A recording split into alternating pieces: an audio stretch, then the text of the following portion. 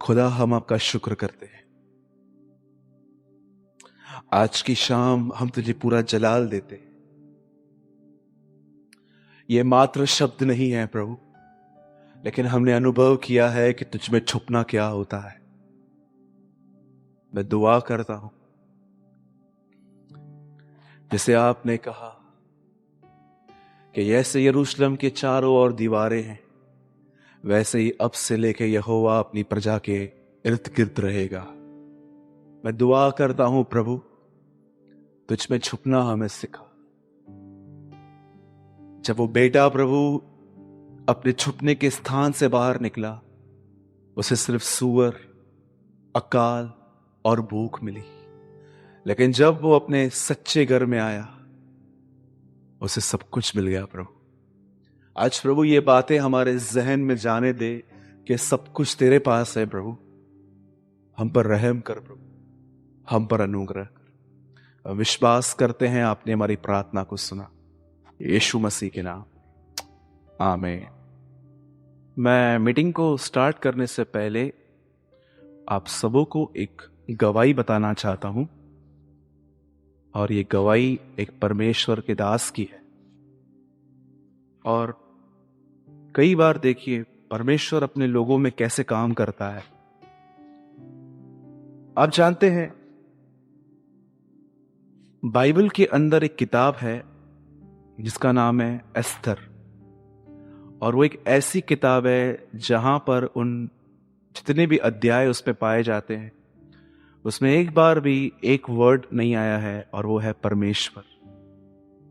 जो हम कहते हैं ना, परमेश्वर। एस्थर की किताब में परमेश्वर का नाम एक बार भी नहीं आया है, लेकिन आप उसमें एक अद्भुत बात देख सकते हैं कि उस किताब में परमेश्वर का बहुत काम है। समटाइम्स परमेश्वर ने हमारे सामने ऐसी किताबें रखी हैं जिसमें ऐसा दिखाया गया है कि कभी कभी मैं आगे नहीं लेकिन पर्दे के पीछे काम करता हूं।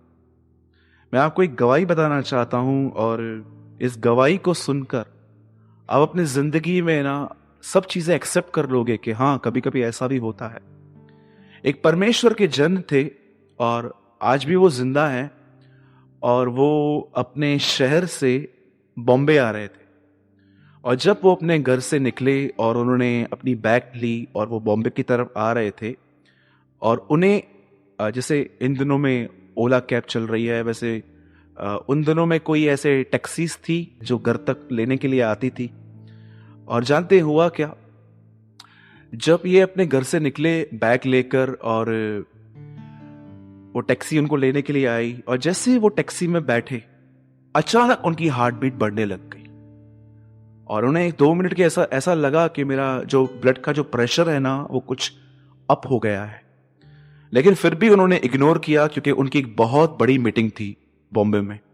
लेकिन हुआ क्या, जैसे जैसे वो टैक्सी स्टेशन की तरफ बढ़ रही थी, उनको तकलीफ होती जा रही थी, और जब वो थोड़ा आगे बढ़े तो उनके पूरे बदन पे पूरा पसीना आ गया, और उनको कुछ समझ में नहीं आ रहा था। और उसके बाद जब वो और आगे बढ़े तो जानते हैं क्या हुआ, उनको वॉमिटिंग स्टार्ट हो गया, उल्टियां आना चालू हो गई। और जब वो देख रहे थे कि तबीयत खराब होती जा रही है, तब उन्होंने फाइनली अपने घर पर अपनी पत्नी को कॉल किया और कहा कि मुझे बहुत तकलीफ हो रही है। और उनकी पत्नी ने कहा आप वापस घर आ जाओ, लेकिन उन्होंने कहा कि मीटिंग है, मुझे वहां जाना है। उन्होंने कहा नहीं, आप वापस आ जाओ। और आप जानते हैं, जब उन्होंने उस टैक्सी वाले से कहा कि मुझे वापस वहीं छोड़ दो जहां से आपने मुझे पिक किया था, जहां से आपने मुझे उठाया था, और जब उन्होंने उनको घर पे छोड़ा और वो सीधा आके अपने पलंग पर ऐसे सो गए, 15-20 मिनट उन्होंने रेस्ट किया, ट्रेन चली गई थी, और उन्होंने कुछ देर के बाद एक न्यूज चैनल ऑन किया, और उस न्यूज चैनल में जिस ट्रेन में वो यात्रा करने वाले थे, कुछ ही समय के बाद वो ट्रेन पटरियों से नीचे गिरी थी, और इतने डब्बे नीचे गिरे थे। और आपको पता है, उनका जो रेल बोगी का जो नंबर था ना, वो S6 था। और आप बिलीव नहीं करोगे, पूरी जो ट्रेन जो टूटी थी, उसमें S6 जो है ना, वो डब्बा इतना हो गया था। और अब सुनिए, जैसे उन्होंने ये देखा कि वो डब्बा इतना हो गया है, उनकी तबीयत ठीक हो गई। Do you know? जैसे उन्होंने ये देखा ना कि अरे ट्रेन का एक्सीडेंट हो गया, अचानक उनका बुखार उतर गया, बीपी नॉर्मल हो गया। आप बिलीव कर सकते हो कि परमेश्वर कभी कभी अपने लोगों के बीच में ऐसे भी काम करता है। ये बातें मैं आपको इसलिए बता रहा हूं ताकि आप जानो, रोमियो 8:28 पे लिखा गया है, जो लोग उससे प्रेम करते हैं उनकी जिंदगियों में जो कुछ भी हो भला ही होगा। आप जानते हो पौलुस के लाइफ में, आप आराम से आप सब पढ़ना, पौलुस के लाइफ में कौन से प्रॉब्लम्स थे, खाली मैं आपको 1 मिनट में विस्तार में बता रहा हूं। सबसे पहले जब वो बिलीवर हुआ, विश्वास में आया, पहले पहले उसके दुश्मन हो गए यहूदी।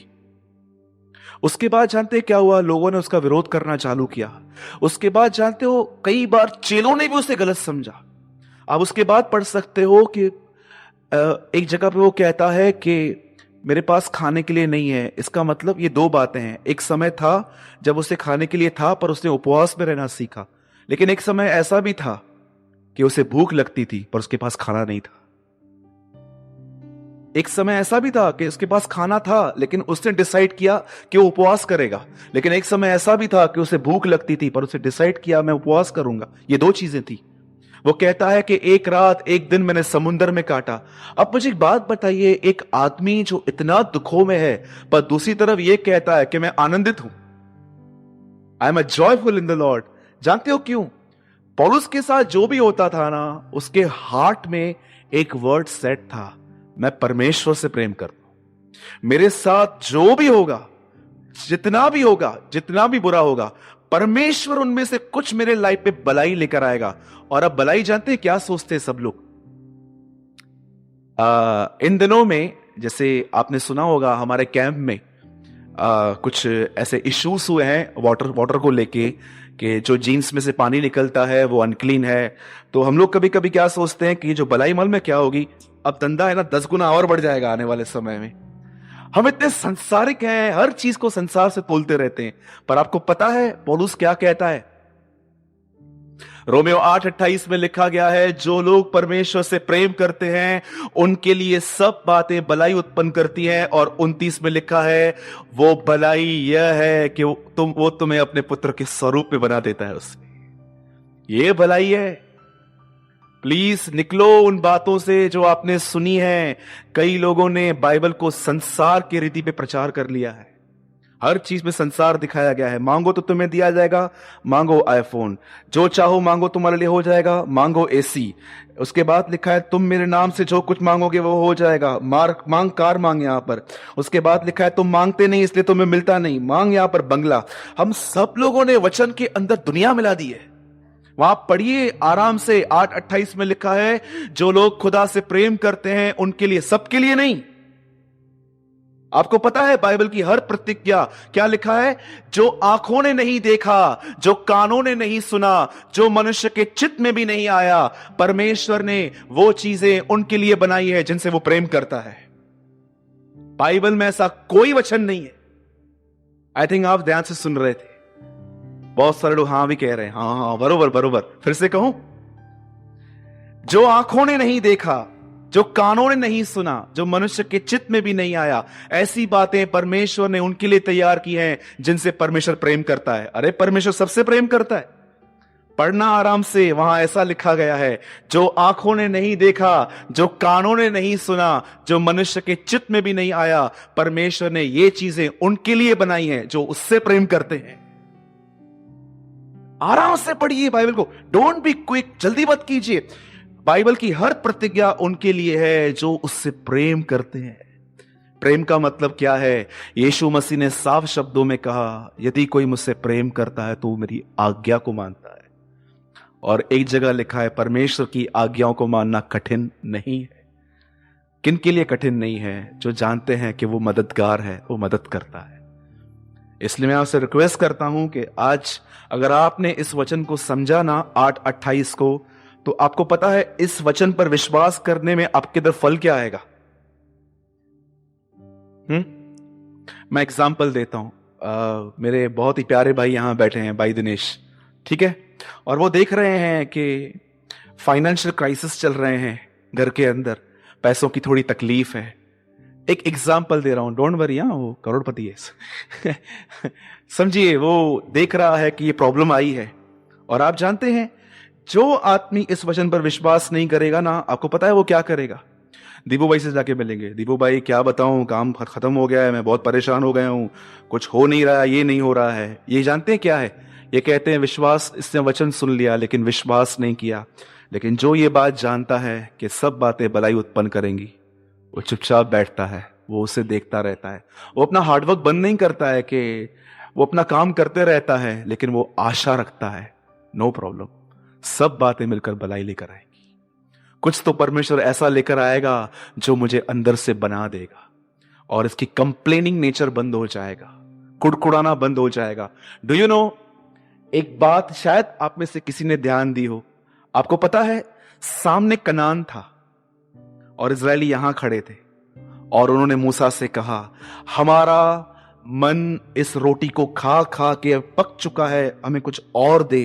कितना मंजिल के करीब थे, लेकिन 21,000 लोग मर गए। आपको स्वर्ग में पता चलेगा इस बात पे कि आप कितना नजदीक थे अपने मंजिल के, लेकिन आपका कुड़कुड़ाना आपको आपकी मंजिल से दूर लेके जा रहा था। कनान के बॉर्डर पे पहुंच के वो कुड़कुड़ा रहे थे, इसलिए पौलुस कहता है वो जो कुड़कुड़ाए और 21,000 एक समय में मर गए।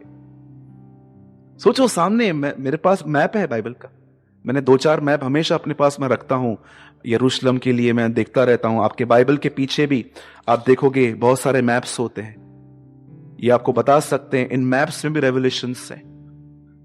मैं आपको एक और इस मैप में से बताऊं एक बात, आप पढ़ सकते हो, एक जगह पर यीशु मसीह के पास एक आदमी आया, गलील से यरूशलेम तक 1 घंटे का रास्ता है खाली। वो आदमी यीशु के पास आया, बोलता है कि मेरा बेटा बीमार है। यीशु ने कहा जा, वो ठीक हो गया है। लेकिन जानते हो, वो अगले दिन अपने घर पे गया। आते समय 1 घंटा लगा, जाते समय 24 घंटे क्यों लगे? रास्ता 1 घंटे का था। अगर हम अविश्वासी होते ना, हम विश्वास नहीं करते ना, हम भाग के जाते और वापस आते, ठीक नहीं हुआ है, फिर से प्रार्थना कर। लेकिन ये आदमी आराम से घूम फिर के आराम से गया, ये चिन्ह था, वो ठीक हो चुका है, मैं आराम से जाऊंगा। आप पढ़ सकते हैं, इतनी छोटी छोटी बातें प्रभु के वचन में लिखी गई हैं, आप बहुत आशीष पा सकते हो अगर आप उन्हें ध्यान से पढ़ेंगे तो मैं चाहता हूं आज एक वचन आप सब जोर से कन्फेस कीजिए और कहिए, जो लोग प्रभु से प्रेम करते हैं, सिर्फ उनके लिए सब बातें भलाई को उत्पन्न करेंगी। कितने लोग विश्वास करते हैं? मैं करता हूं। तो आज के बाद हम क्या नहीं करेंगे? कंप्लेन नहीं करेंगे, कुड़कुड़ाएंगे नहीं, राइट? आइए, जिनके पास भी प्रभु का वचन है, हम सब ओपन करेंगे लूका का पहला अध्याय। आज मेरा टॉपिक है प्रेयर। बोलिए प्रार्थना। Yes, unconscious act.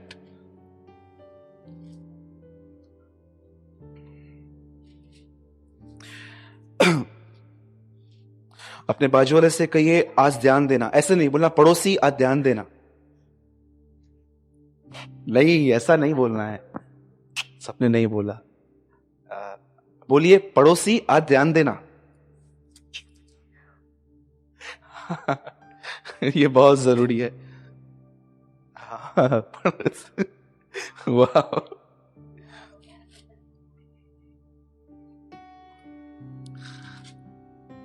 आज मैं विशेष उन लोगों के लिए बात करना चाहता हूं जिनका प्रेयर लाइफ बहुत ढीला या जीरो हो चुका है, और जिनसे प्रेयर करना एक युद्ध लड़ना है। आजकल ऐसा लगता है कि आर्मी में ज्वाइन हो गए हैं।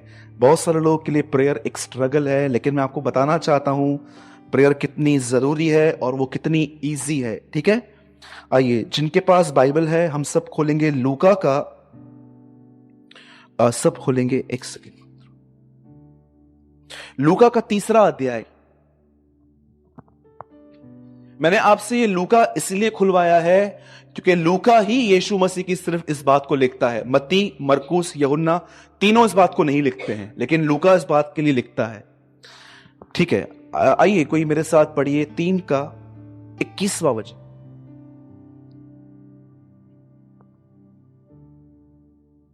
जब सब लोगों ने बपतिस्मा लिया, जब सब लोगों ने बपतिस्मा लिया, जब यीशु भी बपतिस्मा लेकर क्या कर रहा था? अभी देखिए वहां पर क्या लिखा है, थोड़ा आराम से पढ़ना भैया। तो आकाश खुल गया, तो आकाश खुल गया। हाँ आगे। और पवित्र आत्मा शारीरिक रूप में कबूतर की नाई हाँ उस पर उतरा, हाँ और यह आकाशवाणी हुई, हाँ। मेरा प्रिय पुत्र है, मैं तुझसे प्रसन्न हूँ। मैं आपको बताना चाहता हूं आज ये बहुत ही खूबसूरत बात, वे लोग जो परमेश्वर से प्रतिदिन प्रार्थना करते हैं उनके लिए दो आशीषें हमेशा हैं। एक, वे पवित्र आत्मा की सामर्थ पाएंगे, दूसरा वो परमेश्वर को सुनेंगे। देखिए यहां पर क्लियर शब्दों में क्या लिखा गया है कि जब वह प्रार्थना कर कर पानी से ऊपर आया, बहुत सारे लोग बच्चों को बपतिस्मा देते हैं, यहां पर देखिए यीशु को क्या हो रहा है, पानी से ऊपर आया। बाइबल कहती है मतलब वो डुबाया गया था, इमर्शन हुआ था। जब वो ऊपर आया तो जानते हैं उसने पहली चीज क्या की? आइए मैं आपके सामने एक चित्र रखता हूं, बहुत ध्यान से सुनिए इन बातों को। बाइबल कहती है एक दिन आया जब यूहन्ना बपतिस्मा दाता, यीशु मसीह का कजिन ब्रदर, यरदन नदी पे इतने पानी में खड़े होके प्रचार कर रहा था। और जानते हो प्रचार क्या कर रहा था? अपने पापों से मन फिराओ, पश्चाताप करो और बपतिस्मा लो। अब कितनी बड़ी बात है, पापियों के क्यू में यीशु मसीह भी खड़ा था। कब आप जानते हैं यीशु मसीह ने, जैसे बहुत बार मैंने ये बात प्रचार की है, मैं एक बार फिर से बताता हूं, बपतिस्मा क्या है? कई लोगों ने बपतिस्मा जो है ना वो जानते हैं कैसे ले लिया है, उनको लगता है एक विधि है, जस्ट पूरी करनी है, ये एक प्रभु की आज्ञा है। पर मैं आपको बताता हूं, अगर आपने इसको नहीं समझा है ना तो आज समझ लो, क्योंकि मैं आपको सच बताता हूं, जिन दिनों में मैंने बपतिस्मा लिया था मैंने ठीक से मन भी नहीं फिराया था। प्रभु मेरा गवाह है, मैं ईमानदार हूं, मैं पवित्र नहीं हूं, लेकिन ये सच है। पर जब मैंने बपतिस्मा लिया था किसी आदमी से जिन्होंने मुझे बपतिस्मा दिया था, उस टाइम पे मैंने ठीक से मन भी नहीं फिराया था, जबकि बाइबल कहती है मन फिराओ और बपतिस्मा लो। मैंने जिन दिनों में बपतिस्मा लिया था मैंने उन दिनों में ठीक से मन भी नहीं फिराया था, मैंने जस्ट ले लिया, सब ले रहे हैं, मेरे अंदर भी जील आई कि चलो मैं भी ले लूंगा। अब सुनिए बपतिस्मा क्या है। कई लोग कहते हैं कि जिन्होंने बपतिस्मा लिया है इसका मतलब है उन्होंने पापों को धो लिया है। अगर आप ये कहते हो तो मुझे बताओ यीशु मसीह ने कौन सा पाप किया था जो उससे बपतिस्मा लिया? आप जानते हैं बपतिस्मा का ट्रू अर्थ पतरस में लिखा है, वहां लिखा है बपतिस्मा लेना अपने आप को परमेश्वर के हाथों में दे देना है। अब प्रभु मैं तुझे अपना जीवन दे रहा हूं, तुझे जो शेप देना है मुझे दे, तुझे जो तोड़ना है मुझे तोड़, अब मैं तेरा हूं। बाइबल कहती है तुम्हारे लिए बयाना दिया गया है। आप जानते हो बयाना, जगह पसंद करते हैं, हम टोकन दे के आते हैं कि भाई मुझे ये जगह पसंद आई है, कितने की है? वो कहते हैं 40 लाख की, 3 लाख रुपए ले लो, आज के बाद यहां पर कोई नहीं आएगा, मैं बाकी पेमेंट कर दूंगा। बाइबल कहती है तुम्हें बयाने में पवित्र आत्मा दिया गया है ताकि ये प्रॉपर्टी परमेश्वर की है। This property is not yours. अब ये बदन जो है ये आपका नहीं है, ये परमेश्वर का है, इसमें वो जो करना चाहेगा वो करेगा। आप जानते हैं बहुत सारे लोग कहते हैं हां एक जगह पे लिखा है, पौलुस को हनन्याह ने ऐसा कहा था कि बपतिस्मा ले और अपने पाप धो डाल। लेकिन मैं आपको बताना चाहता हूं पाप यीशु के लहू से धुलते हैं। लेकिन आपको पता है बपतिस्मा लेने का अर्थ क्या है? उसके बाद मैं प्रेयर पे आऊंगा। जब यीशु ने बपतिस्मा लिया सब पब्लिक क्या सोचती होगी कि ये भी एक पापी है। आपने कितने लोगों ने ऐसा बाइबल पढ़ा है जहां पर यीशु मसीह ने बपतिस्मा लेने के बाद एक एक को कहा कि नहीं नहीं मैंने पाप नहीं किया है, एक्चुअली मैं पिता की विधि पूरी कर रहा हूं? कभी नहीं देखोगे। आप जानते हो बपतिस्मा जब उसने लिया उसने क्या दिखाया? आज के बाद तुम मेरे लिए क्या भी सोचो मुझे कोई फर्क नहीं पड़ेगा। सोचो वो पापियों के लाइन में खड़ा था, क्यू में खड़ा था, सब लोग उसके भी यही सोचते होंगे अरे ये तो वही है ना कारपेंटर, अरे बाप रे इसके जिंदगी में भी पाप है, सब उसको ये सोचते होंगे। पर क्या यीशु ने किसी को क्लियर करना चाहा? क्या वो किसी के पास गया? आपको पता है एक सही आदमी के अंदर सबसे अच्छी बात क्या होती है? वो आपसे कभी डिस्कस नहीं करेगा, कभी भी नहीं। वो मंदिर में गया और उसे गुस्से में सबको वहां से बाहर निकाला, लेकिन उसे एक बार भी चेलों को नहीं कहा एक्चुअली मैंने टेम्पर नहीं खोया था, एक्चुअली मुझे पिता ने कहा था कि मैंने इसलिए किया। क्या यीशु को आपने ऐसा देखा? वो झूठे होते हैं वो लोग जो टेबल बजाते हैं बार बार कि मैं सही हूं तुम गलत हो। अरे जो परमेश्वर पर निर्भर होते हैं ना, जो खुदा पर भरोसा करते हैं, मैं आपको सच कहता हूं, मैं सबको एक्सप्लेनेशन नहीं देता हूं। तुम्हें जो सोचना है सोचो, आई डोंट केयर। आपको पता है इंसान का ओपिनियन किस चीज के लिए फिट है? अब हमारे चर्च के बाहर जाओगे ना, ब्लू कलर का क्या पड़ा है? डस्टबिन पड़ा है। एवरी संडे हम चाय पी के उसमें फेंकते हैं। जब भी लोग आपको कहे ना you are like a angel, आप तो बहुत बड़े हो, यहां से निकल के डब्बे में डाल दो, क्योंकि कल यही लोग आपको शैतान भी कहेंगे एक बार। देख लो, यीशु मसीह को लोग कई बार कहते थे अरे ये तो परमेश्वर का बेटा है, दूसरी जगह पे कहते नहीं नहीं नहीं ये बाल जबूल है। यीशु मसीह ने अपना जीवन इंसान के ओपिनियन से कभी अटैच ही नहीं किया था। उसने कहा मेरी गवाही देने वाला मेरा पिता है। मेरी गवाही जो है ना वो ऊपर से आती है। हमारी गवाही इंसान नहीं खुदा देना चाहिए, और हमारे घर वाले देने चाहिए। और आप जानते हो यहां क्या हुआ? जब उससे बपतिस्मा लिया, इसका अर्थ क्या है? उसने अपना जीवन वहां पर पूरी तरह से, जैसे वो ऑलरेडी सरेंडर था, लेकिन अब उसने और समर्पित कर दिया कि पिता अब मैं सेवकाई के लिए जा रहा हूं। हजारों लोग मेरे लिए कुछ भी कहेंगे, मैं मिसअंडरस्टूड होने के लिए पूरी तरह से रेडी हूं, पूरी तरह से। मैं उस दिन passion of the Christ movie देख रहा था, मुझे थोड़ा समय मिला था रात को, और जब मैंने उस पिक्चर में, डोंट वरी ये बिब्लिकल नहीं है, बाइबल में नहीं लिखा है, लेकिन मुझे अच्छा लगा। और जब यीशु मसीह को ऐसे हाथों से उन्होंने पकड़ा, और जब वो उसको उसे झुका रहे थे गुलाम की तरह, और जब उसे कोड़े मारने की चालू ही करने वाले थे, यीशु कहता है father your servant is ready, तैयार हूं। अब मैं आपसे पूछना चाहता हूं, कितने लोगों ने इस तरह बपतिस्मा लिया था? बोलने दो जिसको जो बोलना है, सोचने दो जिसको जो सोचना है, हम खुदा के लिए जिएंगे। लेकिन आज देखो प्रभु के लोगों का कितना समय इन्हीं बातों में बर्बाद हो रहा है। वो मेरे लिए क्या सोच रहा है, ये मेरे लिए क्या सोच रहा है। क्या कहा प्रभु ने तीसरी जमीन के लिए? ये वो बीज हैं जिनको संसार की चिंता दबा देती है। अपनी चिंता नहीं, संसार की चिंता के लोग मेरे बारे में क्या सोचते रहे, वो मेरे बारे में क्या सोचता है। आप पढ़िए आराम से, लिखा है ये वो बीज हैं जो झाड़ियों में गिरे। उसका अर्थ यीशु ने क्या बताया? ये वो हैं जिन्हें संसार की चिंता दबा देती है। संसार की चिंता मतलब अपनी नहीं कि मेरे पास खाने के लिए है कि नहीं है। संसार की चिंता मतलब लोग मेरे बारे में गलत नहीं सोचने चाहिए। और जब भी इनको पता चलेगा कि लोग मेरे बारे में गलत सोचने के लिए जा रहे हैं, ये पहुंच जाएंगे वहां पर क्लियर करने के लिए। ऐसी बातें नहीं है, अरे उनको बोलने दो, सब आप ही क्लियर करोगे, थक जाओगे आप। कुछ बातें परमेश्वर के लिए भी छोड़ दो, समय आएगा वो आपके द्वारा बात करेगा, आपके द्वारा वो कहेगा कुछ तो वो ऐसा करेगा जहां पर सब जान जाएंगे कि एक्चुअली आप गलत नहीं थे। और आप जानते हैं जब वो बपतिस्मा लेने के बाद ऊपर आया तो उससे पहली चीज क्या कही? आपको पता है इस पूरे पैराग्राफ में आप पढ़ सकते हो, किसी ने प्रेयर नहीं की है सिवाय यीशु के, और किसी के ऊपर आत्मा भी उतरा। आप में से कोई यहां पर ऐसा है कि जब आपने बपतिस्मा लिया तो आपको ऊपर से आवाज आई?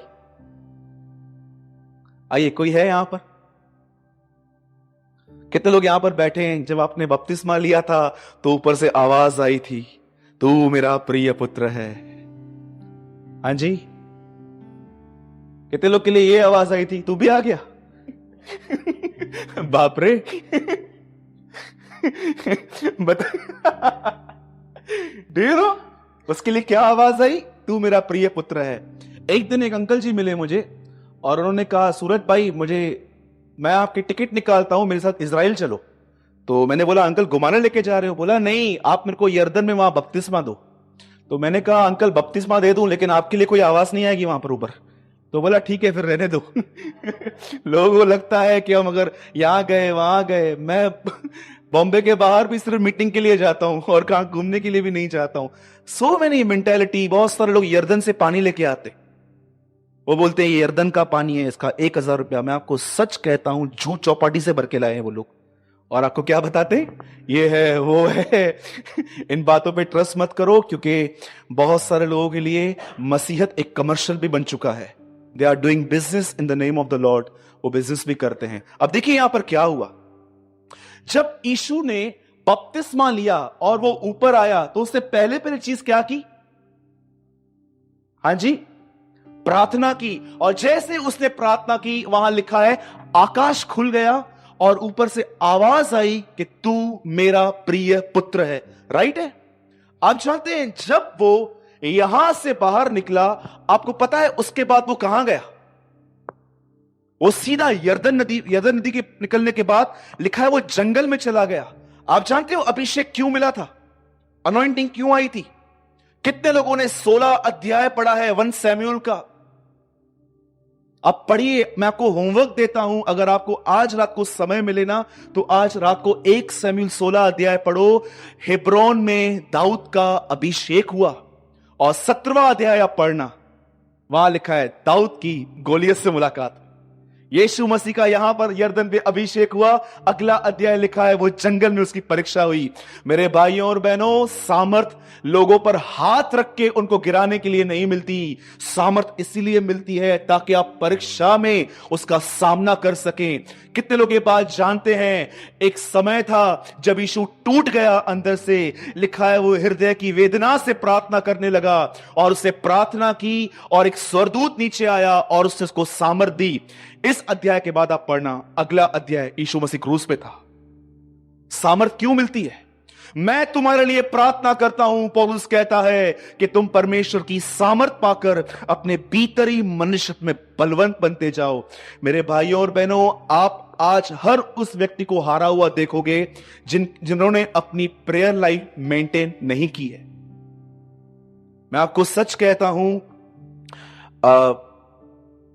आप बिलीव करें या नहीं करें, पर यह सच है।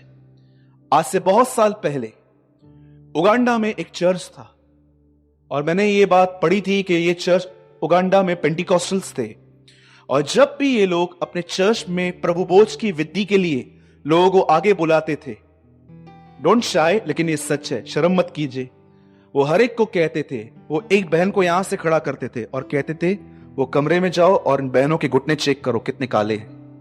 और वो एक भाई को बोलते थे तुम भी वहां पर जाओ और एक भाई को देखो, उनका थोड़ा पैंट ऊपर करो यहां तक, नी तक, और उनको देखो कि उनके घुटने काले हैं। और जानते हैं जिनके घुटने काले नहीं होते थे उन्हें वो प्रभु भोज नहीं देते थे। ये उनके घुटने काले ये बात दिखाते थे कि ये लोग प्रार्थना करने वाले लोग हैं। लेकिन आज हम एक ऐसी मसीहत से जुड़े हुए हैं जिन्होंने परमेश्वर को अम्ब्रेला की तरह यूज किया है। डू यू नो, कितने लोगों ने ये बात देखी है, जब मई आता है, जून आता है, अप्रैल आता है और एक अंधेरा आना चालू हो जाता है, हम सब पलंग के अंदर से छाते निकालते हैं, सब यूज करते हैं। लेकिन अगस्त नवंबर के बाद वो छाते वापस अंदर आते हैं। जब भी धूप होती है, छांव नहीं धूप होती है, हम निकालते हैं, बारिश होती है निकालते, नहीं तो ये छतरी इतनी छोटी होके बैग में पड़ी हुई रहती है। यू नो, परमेश्वर की ने, प्रभु ने, बहुत सारे लोगों ने प्रभु के साथ संबंध बिल्कुल अम्ब्रेला की रखा है। उन्होंने सिर्फ प्रभु को जानते क्या समझा है? आप किसी बस में बैठिए, लास्ट में एक कांच होता है जिसमें लिखा रहता है इमरजेंसी, कि अगर बस में झगड़ा होता है, लड़ाई होती है, आग लगती है, तो आप इस दरवाजे से बाहर कूद सकते हो। यू नो, परमेश्वर बहुतों के लिए क्या है? इमरजेंसी एग्जिस्ट, कि अगर आप थक गए हो ना, फिर इसके पास जाना, फिर वो तुमको निकाल लेगा। एक परमेश्वर के महान जन ने कहा, वे लोग प्रभु की तरफ भागते हैं जो प्रभु के साथ नहीं चलते, लेकिन जो परमेश्वर के साथ चलते हैं उन्हें भागने की जरूरत ही नहीं है, वो उसके साथ ही रहते हैं। कितना हमने स्ट्रगल किया।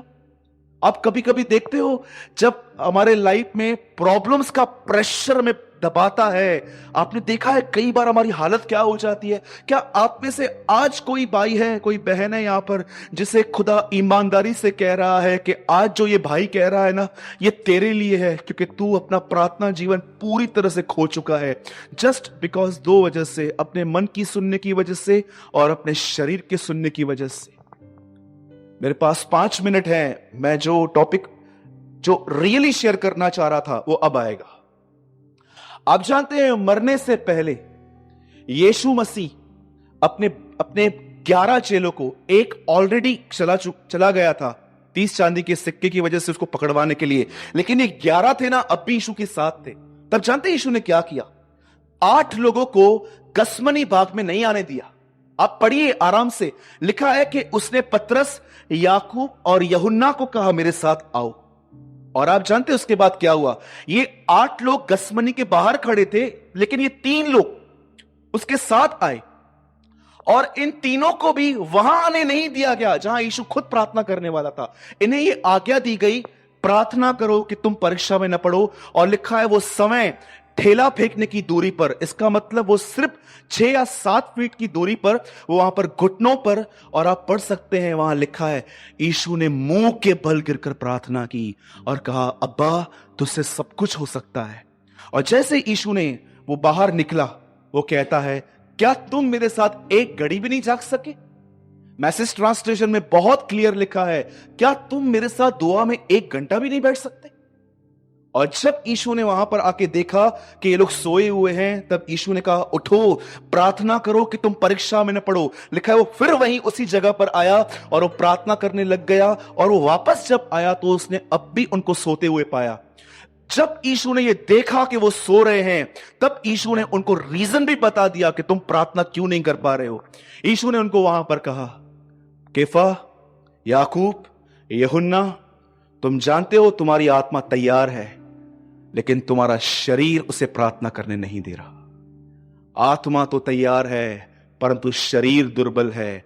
और आप जानते हो उन्होंने उसकी ये बात भी नहीं मानी और यीशु वापस प्रार्थना करने लग गया। और इस बार यीशु ने जब प्रार्थना की, हे पिता तेरी इच्छा पूरी हो, मेरी नहीं, यीशु ने देखा नो आंसर। वो समझ गया प्रभु की इच्छा नहीं है मैं यहां से निकलूं। वो समझ गया, वो चाहता है मैं मर जाऊं। उसको उत्तर मिल गया उसका। और जब वो यहां पर आया तीसरी बार, जानते उसने क्या कहा? अब सोते ही रहो। कई लोग कहते हैं प्रभु मुझसे बात नहीं करता। उससे कैसे बात करता है? मैं आपको बताना चाहता हूं, जब आप मॉर्निंग में नींद से उठते हो ना, आपको एक आवाज आती है, प्रेयर कर, this is a voice of God. ये परमेश्वर की आवाज होती है, this is a voice of God. लेकिन हम जानते हैं क्या करते हैं? हम उसको रिजेक्ट करते हैं। और आप देखो, आवाज को रिजेक्ट करने के बाद अगले दिन आपके लिए प्रार्थना करना और कठिन होता है, क्योंकि लिखा है यदि तुम उसका शब्द सुनो तो अपने मन को कठोर न करो। जब आप उसका सुना हुआ शब्द रिजेक्ट करोगे ना, आप और कठोर हो जाओगे। You will be more harden. और आप जानते हैं यीशु मसीह ने उनको क्यों कहा था प्रार्थना करो कि तुम परीक्षा में न पड़ो? क्योंकि यीशु चाहता था ये 11 ही लोग, जब मैं लकड़ी पे मरूं, ये 11 ही वहां पर खड़े हो। लेकिन कोई नहीं खड़ा रह पाया, सब भाग गए। सबके अंदर डर आ गया कि ये सरकार यीशु को तो मारेगी ही मारेगी, अब हमें भी मारेगी। और पतरस से तो साफ साफ कह दिया, मैं इसे नहीं जानता। मैं यीशु के नाम से कहता हूं आपको, अगर वो तीनों और ये 8 प्रार्थना करते ना, और जब लोग उनको पकड़ने के लिए आते ना, तो ये सामने सामने कहते, हां वो हमारा प्रभु है। आप जानते हो ये तो उनकी कमजोरी थी। हमारे पास भी बहुत सारी कमजोरियां हैं।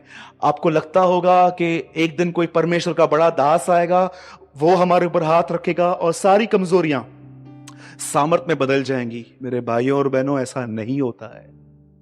आप में से बहुतों को परमेश्वर आज आपसे कह रहा है कि आपने बहुत व्यर्थ बातों पर मन लगाया है, इसीलिए आप कमजोर पड़ गए। आप जानते हैं लास्ट लाइन, और मैं यहां पर फिनिश कर रहा हूं।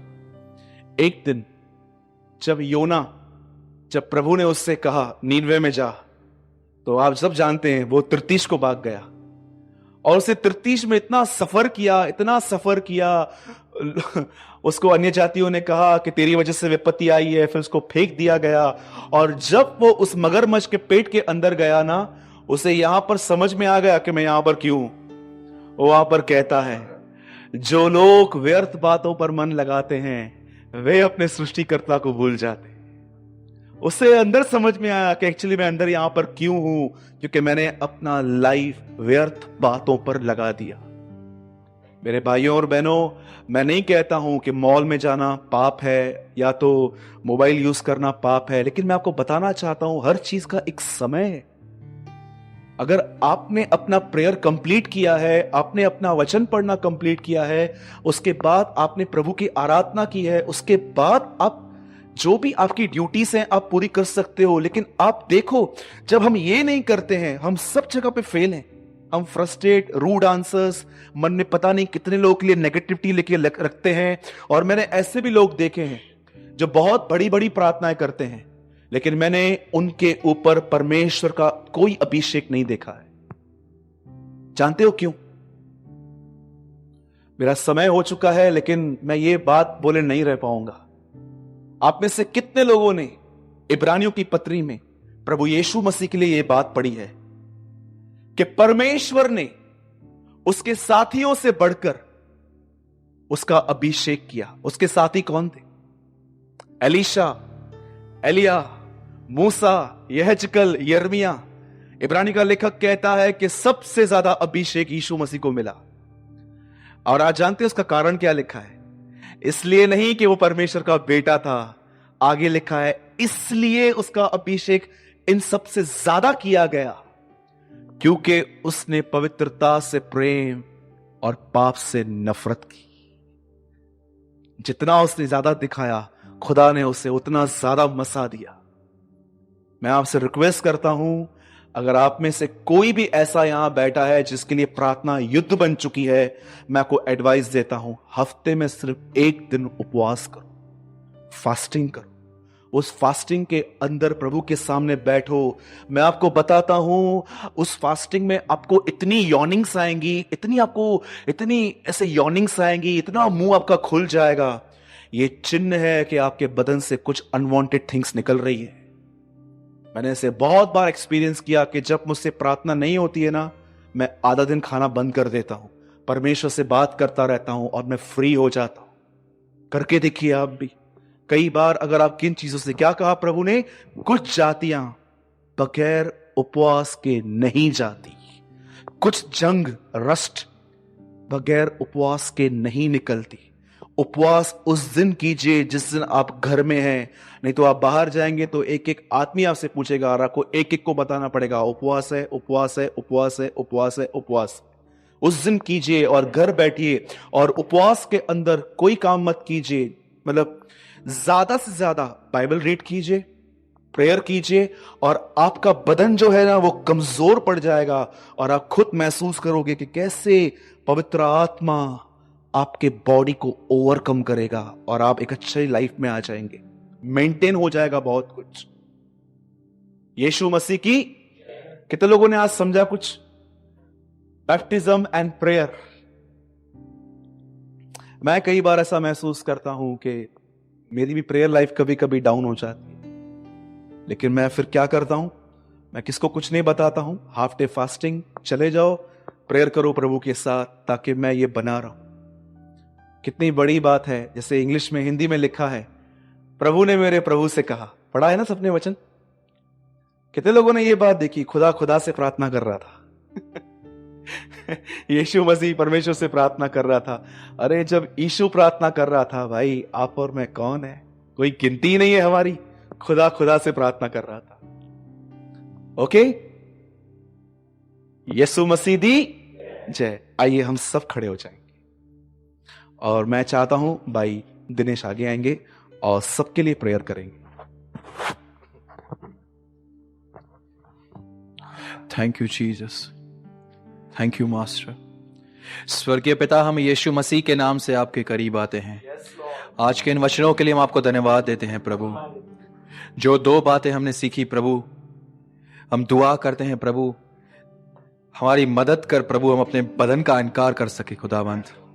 और प्रभु हम तकलीफ के समय हम तेरे वचन पर जड़ पकड़े प्रभु, ऐसा करने के लिए हमारी मदद कर। जिस तरह लिखा है रोमियो में प्रभु, जो लोग परमेश्वर से प्रेम करते हैं उनके साथ सारी बातें मिलाकर भला होगी।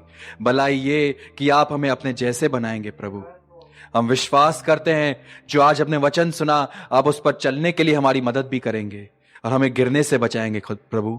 हम आपको महिमा और आदर देते हैं पिता, यीशु के नाम से दुआ करते हैं, आमीन।